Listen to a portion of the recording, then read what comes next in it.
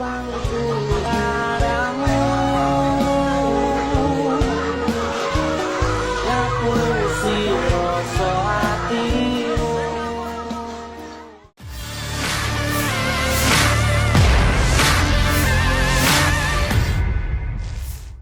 Viral di media sosial video pria yang mengamuk di kondangan.